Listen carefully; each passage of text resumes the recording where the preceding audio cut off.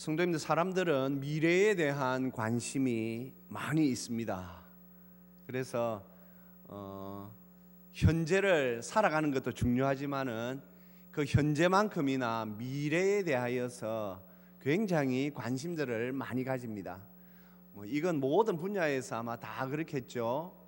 기업을 운영하는 분들도 미래에 투자하는 것에 대해서 굉장히 이 중요점을 두고 우리가 30년, 40년 뒤에 무엇을 소위 말해서 팔아먹을 것이냐, 무엇으로 돈을 벌 것이냐, 그것에 대하여서 참 많은 고민을 하게 되지요. 사람들은 이 불분명한 미래, 말 그대로 불분명한 미래이기 때문에 그 미래에 대한 불안 그 자체가 있습니다. 그래서 욕심을 부리지요. 왜 욕심을 부립니까? 알면 알수록 무서워집니다. 그래서 자꾸 그 불안감을 해소하기 위하여 조금 더 가지려고 하고 막 하지만 그럴수록 더 힘들어집니다. 이단들의 이 패턴을 봐도 그렇지요. 신천지, 우리 지금 한국교회를 위협하고 있는 신천지 같은 경우에도 그들은 말이죠, 요한계시록을 엉터리로 막 해석합니다. 특히 그들은 14만 4천 명에 우리가 들어가야 된다. 이건 말도 되지 않는 말이거든요. 14만 4천이라는 그 숫자의 의미가 무엇인가, 거기에 대한 고민 없고 그냥 있는 대로 사람들에게 노골적으로 내놓는 거죠. 성경에 봐라, 14만 4천 안에 들어야 된다 안 하더라. 그러니 이 14만 4천 안에 들어야 된다. 그리 살아가 되겠나? 그러면서 말이죠, 교회의 부족한 점, 이런 것들을 막 이렇게 덜추어내고 부추깁니다. 안타깝게도 지금 이 땅에 있는 지상교회는 완전하지 않습니다. 그래서 참 말이죠, 안타까운 그런 일들이 많습니다. 부족함들이 많습니다. 거기에 유혹되는 사람들이 왜 유혹될까요? 그들 나름대로 말이죠, 거기에 가는 사람들 중에 교회 와가지고 1년에 교회 말이죠 한 반쯤 나오고 그런 사람들은 잘 없습니다. 나름대로 열심히 있고 내가 믿음 생활을 잘해야 되나 그런 생각을 하는 사람들이 거기에 유혹을 당합니다. 왜냐하면 미래에 불분명한 미래에 대한 확신이 없으니까 거기에 그냥 미혹되는 것이죠. 미국에서 있는 제7일 안식일 예수재림교 하는 데 있습니다. 거기도 마찬가지입니다. 예수님이 언제 오신다, 그걸 갖다가 말이죠, 계속해서 그들이 예고를 하였습니다. 엉터리였죠. 그렇지만 아직도 거기에 사람들이 많이 매여 있습니다. 우리 한국 사회에서도 적잖게 이 제7일 안식일 예수재림교회가 있는 것 우리가 보게 되지요. 성도님들, 그러니 저들이 얼마나 악랄합니까? 이 불분명한 미래, 알 수 없는 미래를 가지고 그 미래에 대한 두려움, 미래에 대한 염려, 미래에 대한 근심을 가지고 사람들을 지금 저렇게 악랄하게 말이죠 이용하고 있으니 이단의 특징이지요. 성도님들, 그래서 우리는 이 마지막 때를 살아가면서 하나님께서 우리에게 주신 이 마지막 날, 그 날에 대한 이 말씀을 우리가 분명히 잘 알고 있어야 합니다. 그리고 하나님께서 우리에게 주신 소망 중에 하나가 이 마지막 날입니다. 오늘 우리는 이사야서 말씀을 듣습니다. 이사야서는 오늘 보시면 알겠지만 구약 성경에 있습니다. 많은 신학자들이 이사야서를 구약 속의 신약이다 그렇게 표현합니다. 왜냐하면 이 이사야서에서 사실 제일 이사야가 이스라엘 백성들에게 보여주고 있는 것은 바로 우리 주 예수 그리스도시기 때문입니다. 거기에 보면 종으로 이렇게 많이 표현이 묘사가 되지요. 그렇습니다. 우리 예수님은 하나님의 말씀에 온전히 순종하는 하나님의 종으로 이 땅에 오신 분입니다. 그래서 이사야 선지자는 우리에게 우리의 소망의 주체이신 예수님을 이 예언의 말씀을 통하여 이미 이스라엘 백성들은 말이죠, 지금으로부터 약 2700년 전에 들었죠. 예수님이 오시기 전 700년 전에 이 말씀을 받았습니다. 하지만 그 내용은 그때나 지금이나 동일한 하나님의 말씀이고, 우리는 또한 이 말씀을 처음 받았던 그 이스라엘 백성들처럼 우리도 이 말씀을 받아야 할 것입니다. 하나님께서 주신 소망에는 생명이 있습니다. 하나님은 저 말이죠, 인간들이 약속하는 그런 것과는 다른 생명이 있는 소망을 주십니다. 하나님께서 주신 소망은 살아 있습니다. 하나님께서는 우리에게 이 살아있는 생명이 있는 소망을 주시기에 우리는 하나님께서 주신 이 소망을 가지고 살아야 합니다. 그래야만 우리가 이 세상을 이길 수가 있습니다. 이 세상에 그 어떠한 것으로도 세상을 이길 수 있는 것은 없습니다. 성도님들, 아무리 좋은 것 누려봐야 그것을 가지고 1년 넘게, 1년이 무엇입니까? 요즘은 사람들이 일주일 넘게 이거 좋다 하고 누리는 것이 없다라고 말을 합니다. 하지만 하나님께서 우리에게 주신 이 소망, 이 소망은 생명이 있기 때문에 우리는 이 소망을 말할 때마다, 이 소망을 두고 기도할 때마다, 이 소망을 가지고 찬송할 때마다 우리에게는 늘 기쁨이 충만합니다. 하나님께서 우리에게 주실 그날, 이 날은 어떤 날입니까? 예, 맞습니다.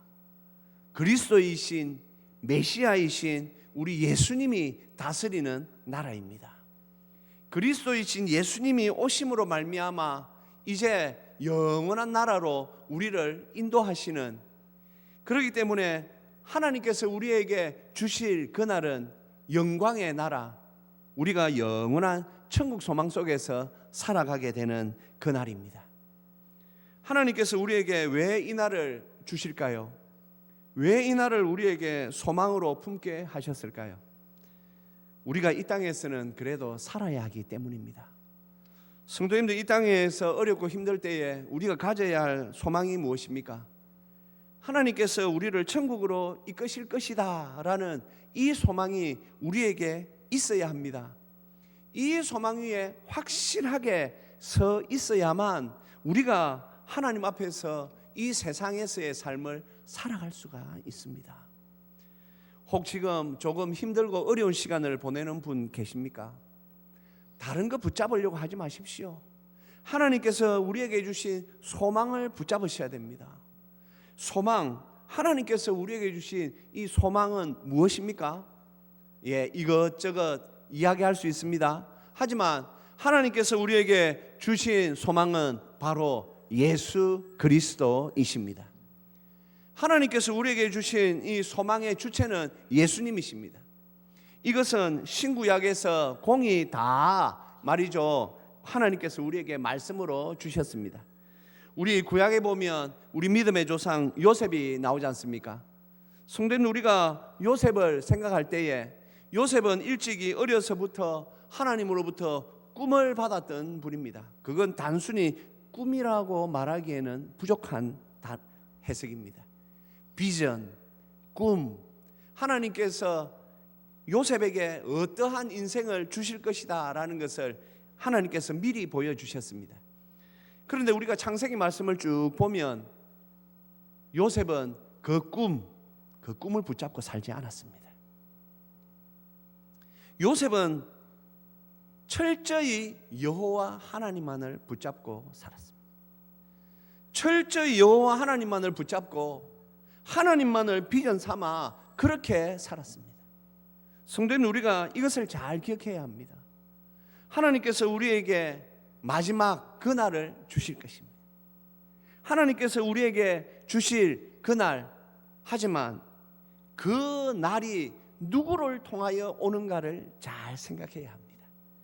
오늘 그날에 대하여서 이사야 선지자가 우리에게 먼저 이렇게 소개합니다. 17절 말씀 보시면 이전 것은 기억되거나 마음에 생각나지 아니할 것이다. 성도님들, 오늘 우리 17절 말씀 앞부분에 어떤 말씀이 나옵니까? 17절 말씀 한번 올려봐 주세요. 17절 말씀 보면 보라 내가 새 하늘과 새 땅을 창조하나니. 예, 맞습니다. 이전 것은 다 지나갑니다. 우리가 살고 있는 이 땅은 하나님께서 주실 새 땅으로 변화됩니다. 하늘도 변화됩니다. 아마 우주가 어떻게 될지 우리는 알지 못합니다. 하지만 하나님께서는 우리에게 새로운 것을 주십니다. 바로 그날이지요. 이때 어떤 일이 일어납니까? 이전 것은 기억되거나 마음에 생각나지 아니할 것이다. 성도님, 오늘 이사야 선지자가 이 말씀에서 히브리어에는 부정어라는 게 있습니다. 부정, 우리 같으면 안 한다, 안 된다, 이런 부정의 의미가 있는 히브리 말이 여기에 두 번이나 되어 있습니다. 왜 그럴까요? 그만큼 강조하는 것이죠. 이전 것이 기억되지 않는다라는 것은 무엇을 말할까요? 이전에는 환난의 날들이 있습니다. 성도님들, 우리가 이 세상을 살아갈 때에 이 세상의 추억이 좋습니까? 어떤 사람들이 간혹 이런 질문을 던집니다.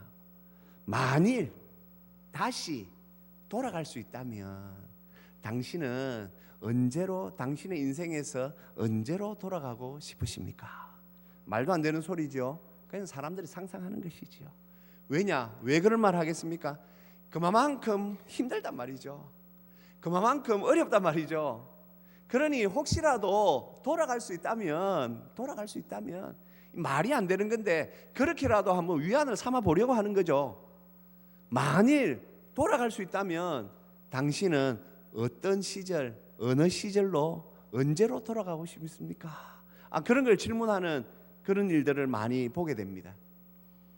성도님들은 만일 그런 질문을, 말도 안 되는 거지만 질문을 받는다면 나는 언제로 돌아가고 싶다, 그런 시절이 있으십니까? 저도 그런 질문에 대하여 한번 생각은 해봤습니다. 생각은 해볼 수 있으니까요. 집사람하고도 한 번씩 그런 이야기를 해봤습니다. 야, 우리가 만일에 돌아갈 수 있다면 언제로 돌아가면 좋겠나? 집사람하고 저하고 둘이 딱 답이 같습니다. 안 돌아가. 안 돌아가.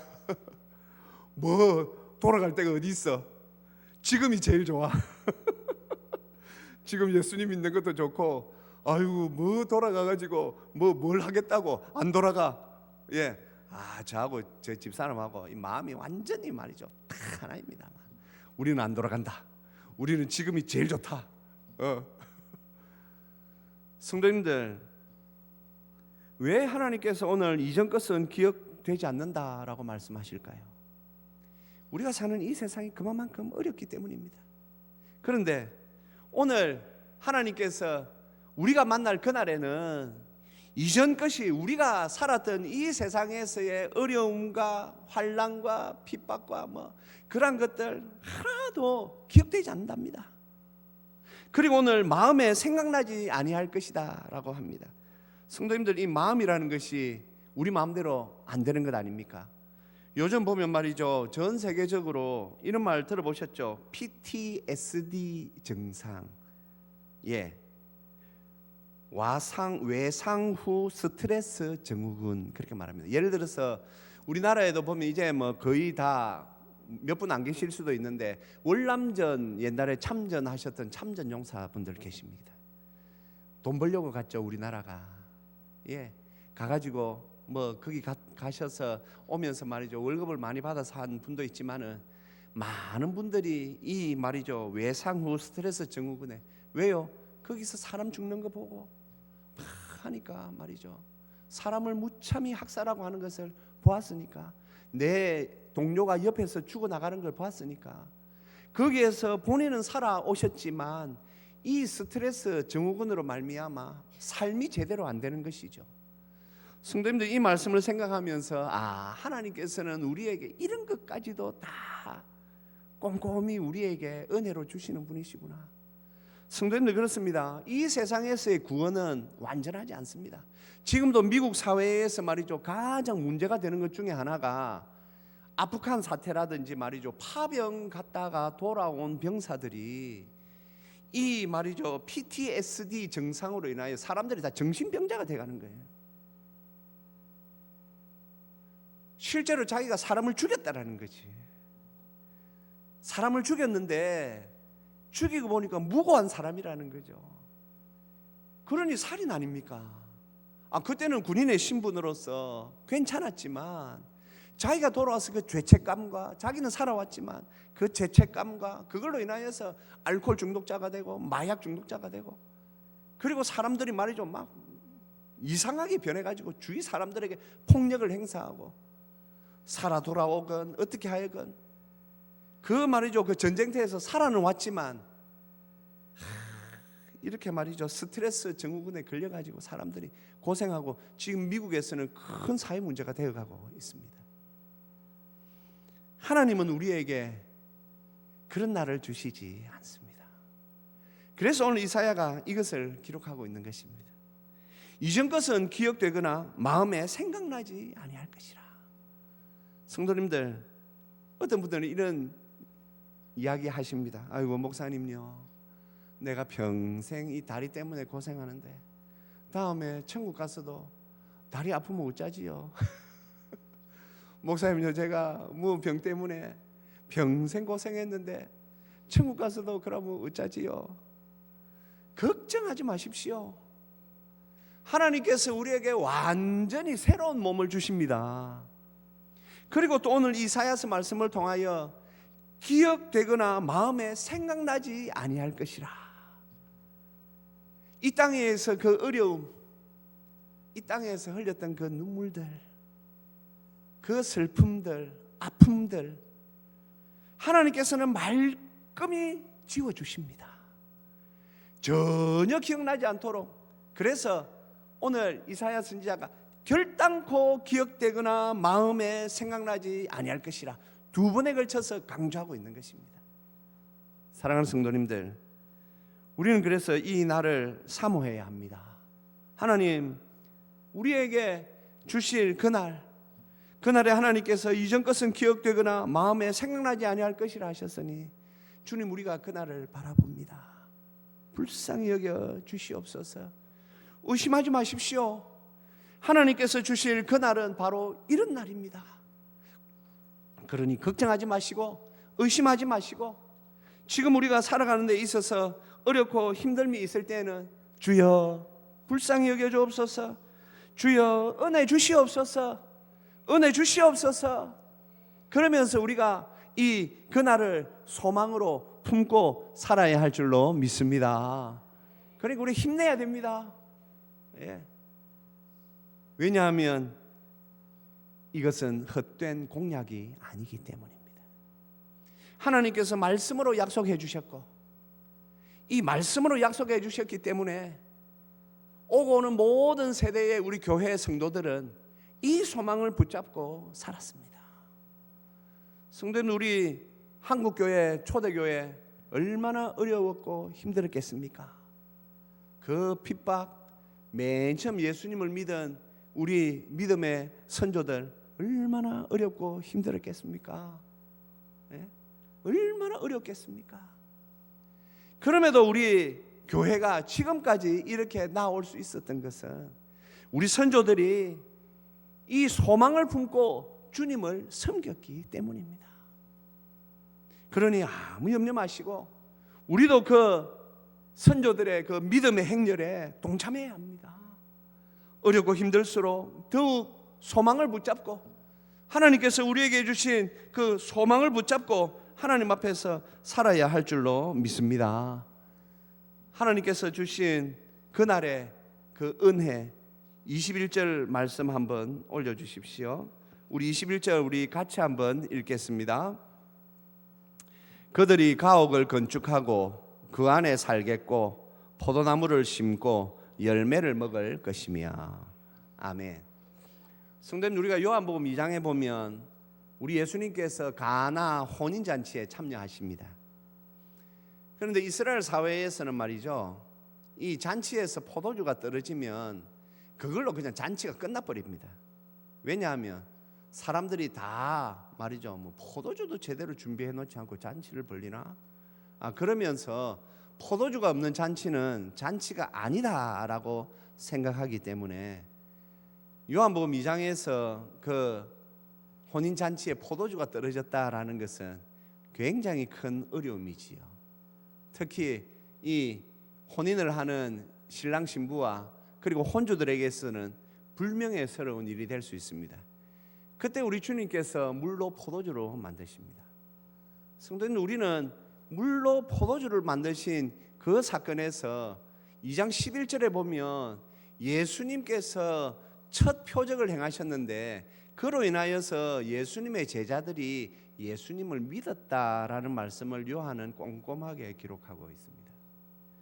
물로 포도주를 만드셨는데 그럼 거기에 기쁨이 충만하고 잔치가 너무 좋았다, 그렇게 결론을 짓지 않고 사도 요한은 그 끝에 제자들이 예수님을 믿으니라 라고 그렇게 마지막을 결말 짓습니다. 무엇을 믿습니까? 오늘 바로 이 말씀이지요. 성도님들, 메시아 그리스도가 오시면 나타나는 많은 표적 중에 오늘 이 포도나무와 포도주와 관련된 것이 있단 말이죠. 그러니 그 당시 경건한 유대인들은 이런 이사야서의 말씀을 기억하고 있었단 말이죠. 그날에 메시아가 오시면 우리가 포도나무 아래에서 우리가 지내게 된다. 우리가 포도나무를 심고 그 포도나무를 심고 열매를 먹을 것이다. 성도님들, 포도나무는 이스라엘 사회에서 이런 의미입니다. 전쟁이 있다 생각해 보십시오. 포도 열매를 거둘 수 있겠습니까? 그래서 포도나무를 심고 포도 열매를 거둔다라는 말은 태평성대를 말하는 것이죠. 전쟁이 없는 완전한 평안을 말하는 것이지요. 신명기 28장에 보면 하나님께서 참 우리가 여호와 하나님을 잘 믿어야 함을 복과 저주를 가지고 이렇게 말씀하신 것이 있습니다. 신명기 28장 30절에 보면 이런 말씀이 나옵니다. 앞부분은 제가 좀 생략하고요. 집을 건축하였으나 거기에 거주하지 못할 것이요, 포도원을 심었으나 내가 그 열매를 따지 못할 것이며. 저주입니다.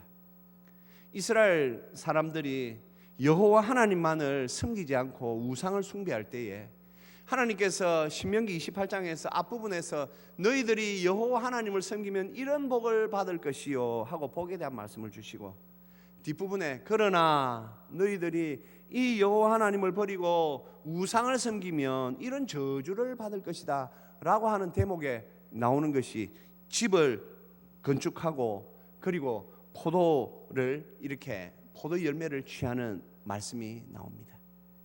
그런데 오늘 이 21절 말씀에 보시면 가옥을 건축하여 그 안에 살고 포도나무를 심고 열매를 먹을 것이다. 하나님께서 주시는 그날에 이스라엘 백성들이 누리게 되는 은혜이지요.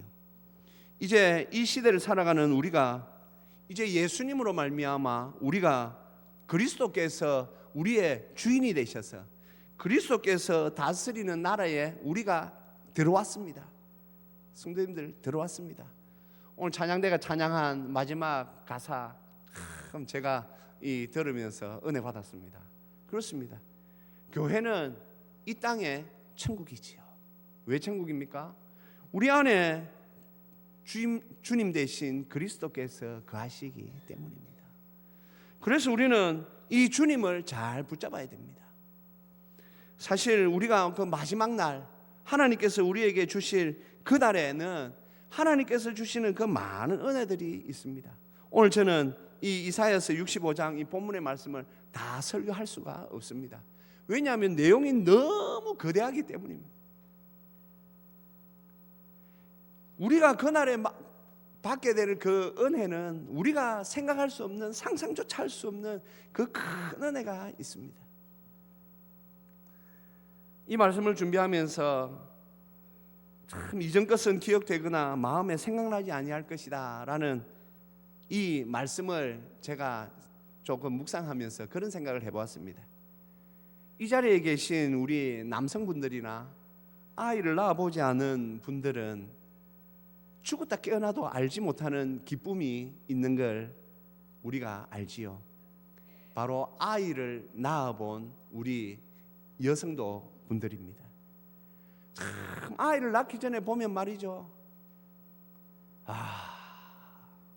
그 해산의 고통 말로 다 할 수 없죠. 예. 그걸 어떤 분들은 뭐 12시간을 했다, 16시간을 했다. 아유. 그런데 아기를 딱 품으면 말이죠, 언제 그랬냐는 듯이 산모들이 보면 다 웃고 있는데 세상에서 가장 아름다운 미소 아닙니까? 보면 이해가 안 돼요. 사실 저는 이해가 안 돼요. 저렇게 좋을까? 저렇게 좋을까? 그런데 말이죠, 그 해산의 고통을 몇 시간 그렇게 막 하고 난 뒤에 아이를 다 품에 안으면 완전히 그 말이죠, 해산의 고통은 어디 간 데 없고 그 아이를 얻은 그 기쁨으로 얼굴이 환하게 됩니다. 아마 우리가 그날에 이것보다 더 큰 기쁨을 우리가 누리게 될 줄로 믿습니다. 성도님들, 그러나 제가 앞서 말씀드린 것처럼 그날이 중요한 것이 아니라 그날을 우리에게 가져다 주시는 우리 주 예수 그리스도가 중요합니다. 그래서 우리는 이 세상을 살아가는 동안에 그분을 잘 붙잡아야 됩니다. 우리 주 예수 그리스도를 붙잡고 주님이 우리의 소망이 되어야만 우리가 살 수가 있습니다. 요셉이 꿈을 붙잡고 살지 아니하고 하나님을 붙잡고 살아서 그 험하고 어려운 시간을 지냈던 것처럼 우리도 우리 주 예수 그리스도, 우리의 소망이신 예수 그리스도를 붙잡을 때에만 우리가 이 어려운 이 세상의 삶을 잘 이겨내고 이 세상을 잘 건너가게 될 줄로 믿습니다. 그러니 잘 붙잡으십시다. 우리에게 그날을 가져다 주실 우리 주 예수 그리스도를 잘 붙잡으십시다. 그분을 우리가 소망으로 잘 모시고 주님 오실 그날까지 우리가 믿음으로 주님만을 붙잡고 나아갈 때에 하나님께서 우리에게 영광스러운 그날을 주실 줄 믿습니다. 그날을 우리가 생각하며 하나님 앞에 더욱 힘내시기를 주님의 이름으로 축복합니다. 우리 이 시간 함께 찬양하면서 우리의 마음을 좀 다지십시다. 사랑하는 성도님들, 세상이 아무리 어렵고 힘들어도 예수님보다 큰 어려움은 없습니다. 예수님은 이 세상의 그 어떤 어려움도 다 이겨내시며 해결해 내실 수 있는 능력을 우리에게 주십니다. 걱정하지 마십시오. 그래서 믿음으로 예수님을 잘 붙잡고 믿음으로 예수님 소망을 잘 붙잡고 살아갈 때에 하나님께서 주시는 그 은혜의 삶을 누리게 될 줄로 믿습니다. 우리 함께 그날을 생각하며 우리 함께 찬양하십시다.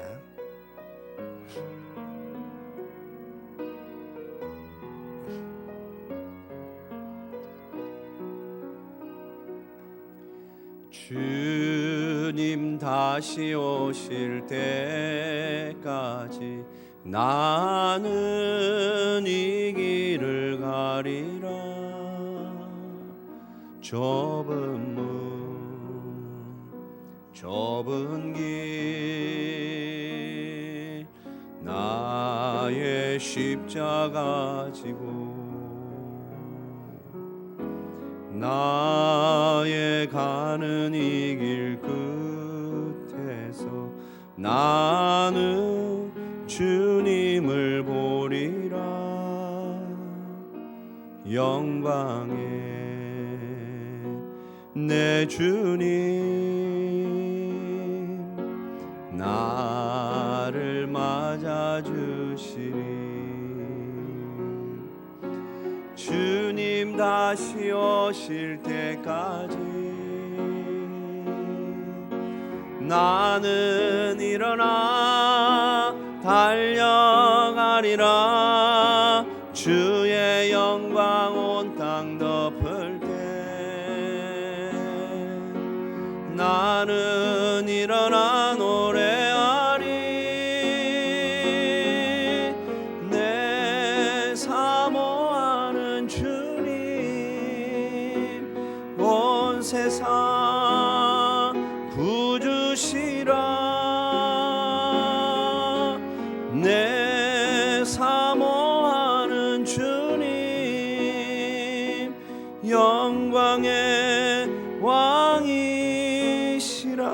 주님 다시 오실 때까지, 주님 다시 오실 때까지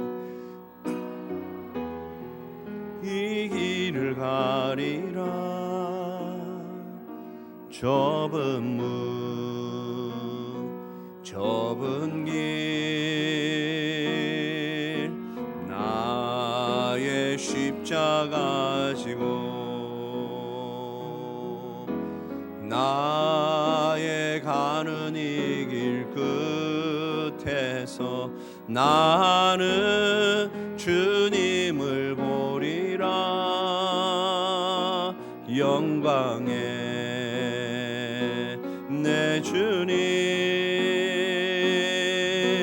나를 맞아주시리. 주님 다시 오실 때까지 나는 일어나 달려가리라. 주의 영광 온 땅 덮을 때 나는 일어나 노래하리. 내 사모하는 주님 온 세상 구주시라. 내 사모하는 주님 영광의 왕이시라. 주님 다시 오실 때까지